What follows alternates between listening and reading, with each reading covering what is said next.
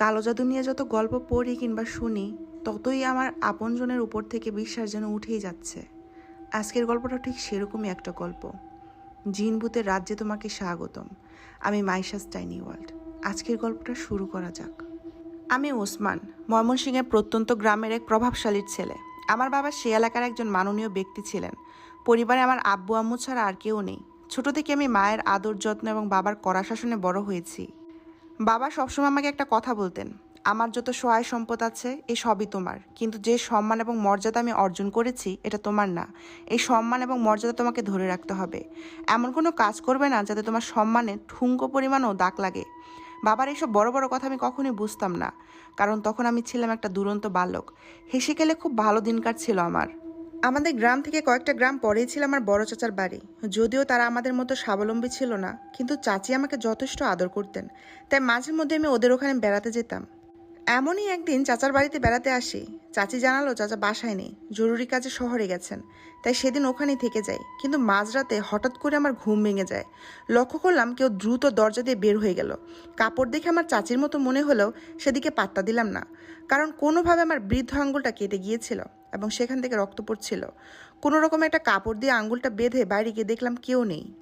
তাই দরজা দিয়ে সেভাবে ঘুমিয়ে পড়লাম। পরদিন চাচিকে এ বিষয়ে জিজ্ঞেস করলে উনি জানালেন, আমি কেন এত রাতে তোমার ঘরে যাব? তুমি হয়তো ঘুমের ঘুরে ভুল দেখেছ, আর তোমার হাত হয়তো কোথাও খোঁচা লেগে কেটে গেছে। বাদ দেও ওইসব কথা, তোমার জন্য আমি পায়েস রান্না করেছি, হাত মুখ ধুয়ে খেতে আসো। বিষয়টা নিয়ে আমি তেমন ভাবলাম না। সেদিন বিকাল পর্যন্ত তাদের সাথে সময় কাটিয়ে বাড়িতে চলে আসলাম। কিন্তু এবার আসার সময় একটা জিনিস লক্ষ্য করলাম। চাচি তাদের বাড়ির রাস্তায় দাঁড়িয়ে আমাকে দেখছিলেন এবং কেমন একটা অদ্ভুত চাউনি দিচ্ছিলেন। এমনটা আগে কখনো করেননি চাচি। চাচার সাথেও আর দেখা হয়নি, উনি তখনও শহর থেকে ফিরেননি। সে যাই হোক, বাড়িতে এসে গোসল সেরে আমি রাতের খাবার খেতে গেলাম। তবে কিছুই খাবার মুখে নিতে পারলাম না, কারণ পেট একদম ভরা। পানিটুকু খাওয়ার মতো জায়গা নাই। কিন্তু আমি সেই দুপুরে চাচিদের বাসায় দুধ কলার ভাত খেয়েছিলাম, এরপর আর কিছুই খাইনি। তাহলে এখনও কিভাবে পেট ভরা? এসব ভাবতে ভাবতে হাত মুখ ধুতে চলে গেলাম। কিছুক্ষণ এপাশ ওপাশ করতে ঘুম চলে আসলো। ফজরের কিছুক্ষণ আগে আম্মুর ডাকে আমার ঘুম ভাঙলো। আম্মু নামাজের জন্য ডাকছেন। আম্মু প্রতিদিনই এটা করে। ঘুম ঘুম চোখে তাকিয়ে দেখলাম আমার ঘরটা কেমন ধোঁয়ায় ভরা এবং আগরবাতির গন্ধ ছড়িয়ে আছে চারদিকে। আর ঘরের মেঝেতে কিছু একটা রাখা। ঘুম কাটিয়ে উঠতে সব কিছু স্বাভাবিক হয়ে গেল, কোথাও কিচ্ছু নেই। আম্মু তখনও ডেকেই যাচ্ছেন। নামাজ পড়ে আম্মুর সাথে বাগানে হাঁটতে হাঁটতে দিনটা শুরু করলাম। সারাদিন বেশ ভালোই কাটলো, কিন্তু তেমন কিছুই খেতে পারলাম না। খাওয়ার প্রতি আমার কেমন একটা অরুচি চলে এসেছে। রাতে হালকা খাওয়া দাওয়া করে পড়তে বসলাম। অনেক দিন হয় বইগুলো ছুঁয়েও দেখিনি। বাবা জানলে আমাকে শেষ করেই ফেলবেন। রাতে প্রায় 12:15টার দিকে ঘুমিয়ে পড়লাম। কাশতে কাশতে হঠাৎ আমার ঘুম ভেঙে গেল। অনুভব করলাম ঘরটা আবার কেমন ধোঁয়ায় ভরা এবং আগরবাতির সেই গন্ধ। উঠে বসতে গিয়ে লক্ষ্য করলাম ঠিক আমার পায়ের কাছে কাফনি মোড়ানো একটা দেহ রাখা। ভয়ে এক ছিটকে খাট থেকে নেমে পড়তে সব স্বাভাবিক হয়ে গেল। কোথাও কিচ্ছু নেই। চারপাশ নিস্তব্ধ। দেয়াল ঘড়ি থেকে একটু একটু আলো আসছে। একটু পরই ফজরের আজান দিবে, তাই আর ঘুমালাম না। অজু শেষ করে জায়নামাজে বসে পড়লাম। আজকের দিনটাও আম্মুর সাথে বাগানে শুরু হলো। আম্মুকে আর এ বিষয়ে কিছুই জানালাম না। আজ যেন আমার খাবার গলা দিয়ে নামছেই না।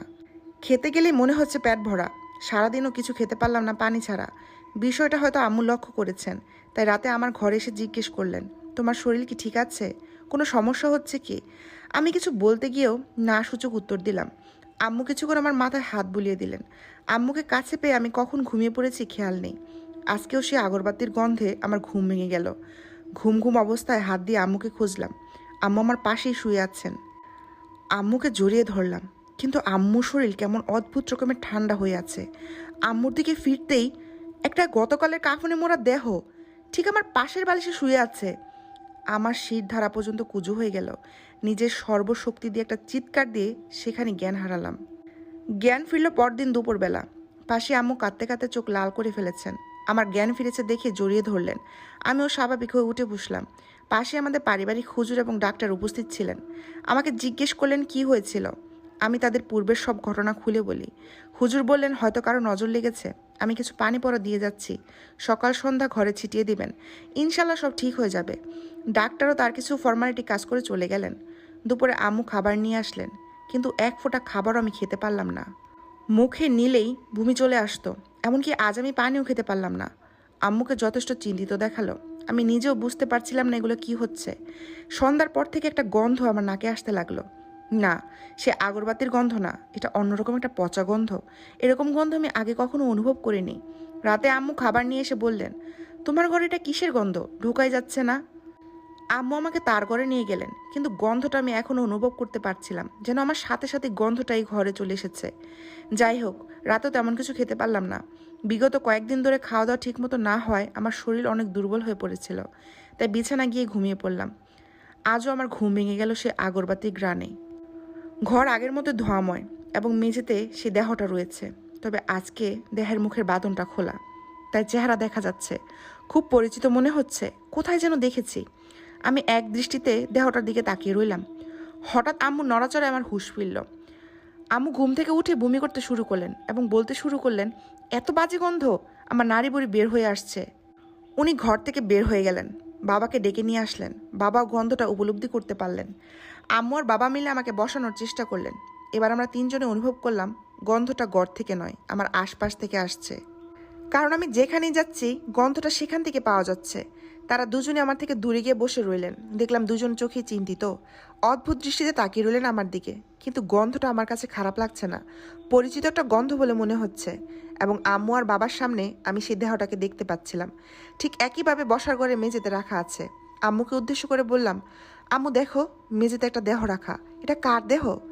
আম্মু চোখে পানি লুকিয়ে বললেন, তুমি একটু ঘুমানোর চেষ্টা করো, সব ঠিক হয়ে যাবে। কিন্তু আমি দেহটার দিকে তাকিয়ে রইলাম, কিছুতেই চোখ সরাতে পারলাম না সেখান থেকে। যেন এক অজানা শক্তি আমাকে দেহটার দিকে নিয়ে যাচ্ছে। ফজরের নামাজ শেষ করে বাবা বের হয়ে পড়লেন। আম্মু তখনও দূরে বসে আমাকে দেখেই যাচ্ছেন। কিছুক্ষণ পরে বাবা ফিরে আসলেন আমাদের হুজুরকে নিয়ে। হুজুর ঘরে ঢুকতে বললেন, আপনার বাড়িতে দেহ পচা গন্ধ আসছে কেন? শুনে আম্মু ও বাবার চোখ দিয়ে পানি গড়িয়ে পড়ল। হুজুর নিজের নাক মুখ একটা কাপড় দিয়ে বেঁধে আমার কাছে আসলেন। জিজ্ঞেস করলেন আমার কি হয়েছে, শরীরে কোনো সমস্যা হচ্ছে কিনা। আমি কোনো কথাই বললাম না, মূলত বলতে পারলাম না।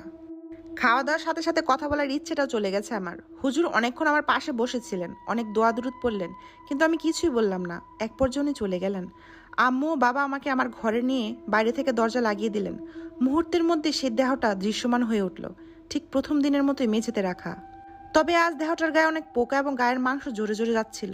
বিছানায় শুয়ে শুয়ে আমি যেন কবরের জীবন দেখতে পাচ্ছিলাম।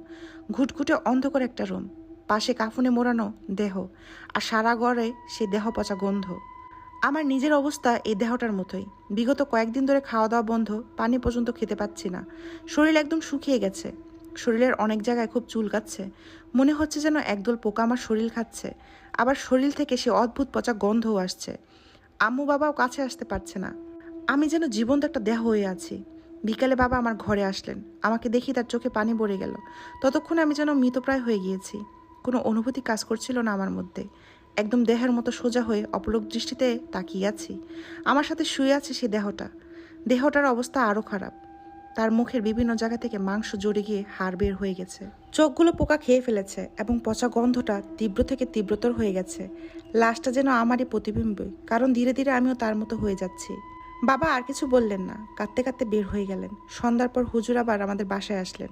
আমার অবস্থা দেখে বাবাকে বললেন, কেউ খুব খারাপভাবে আপনাদের ক্ষতি করতে চাইছে। আমি কিছুতে সুরাহা খুঁজে পাচ্ছি না। আপনারা ওকে ভালো কোনো ইমাম কিংবা কবিরাজের কাছে নিয়ে যান। হুজুর তার পরিচিত এক ইমামের ঠিকানা দিলেন। বাবা সেদিনই সেই ইমামকে আনার সব ব্যবস্থা করে ফেললেন। রাতে আনুমানিক 11টার দিকে সেই ইমাম সাহেব আসলেন। ইমাম সাহেব আমাকে অনেকক্ষণ ধরে পর্যবেক্ষণ করে বললেন, ওর উপর কোনো লাশের মাধ্যমে কালো জাদু করা হয়েছে। যদি সেই দেহ বের করে জাদু নষ্ট করা না হয়, তাহলে আপনার ছেলেও সে দেহের মতো ধীরে ধীরে পচে যাবে। বাবা জিজ্ঞেস করলেন, কিভাবে জানবো সে দেহের খবর, আর কেই বা এই জাদু করলো? ইমাম সাহেব পাশের ঘরে আসন বসালেন, বেশ কয়েকটা জিন হাজির করলেন। তার মধ্যে দুটো আমার ঘরে আগুনের গোলার মতো ঘুরপাক খাচ্ছিল। দীর্ঘ সময় পর উনি জানালেন, ওসমান যেদিন আপনার বড় ভাই মানে ওর চাচার বাসায় যায়, তার আগের দিন রাতে আপনার ভাই গত হয়ে গেছে। ওনার একমাত্র সম্বল এবং অসহায়ত্বের চিন্তায় তার বউ মানে ওর চাচি খুব ভেঙে পড়ে এবং রাগে ক্ষোভে এক কবিরাজের মাধ্যমে আপনার ছেলেকে তারই আপন চাচার দেহ দ্বারা কালো জাদু করা হয়। তারা আপনার ছেলের রক্ত, কাপড় এবং চুল সেই লাশের সাথে বিনা জানাজায় তাদের বাড়ির পেছনে দাফন করে দেয়। একই রক্তের মানুষ হয় জাদুটা ওসমানের উপর খুব খারাপভাবে প্রভাব ফেলেছে। যতক্ষণ না এগুলো সেই দেহ থেকে সরিয়ে পুনরায় তাকে জানাজার সাথে পরিপূর্ণভাবে দাফন করা হবে, ততক্ষণ এগুলো শেষ হবে না। বাবা ও ইমাম সাহেব তাৎক্ষণিক বের হয়ে পড়লেন, হয়তো দেহটা থেকে আমার জিনিসগুলো সরিয়ে তাকে পরিপূর্ণ জানাজার সাথে দাফন করার জন্য। আমি দেহটাকে দেখছিলাম আর ভাবছিলাম, কি অদ্ভুত মানুষের জীবন। আমারই আপন চাচা দুদিন আগেও যে শক্তিমান একজন মানুষ ছিলেন, তার আজ কী অবস্থা।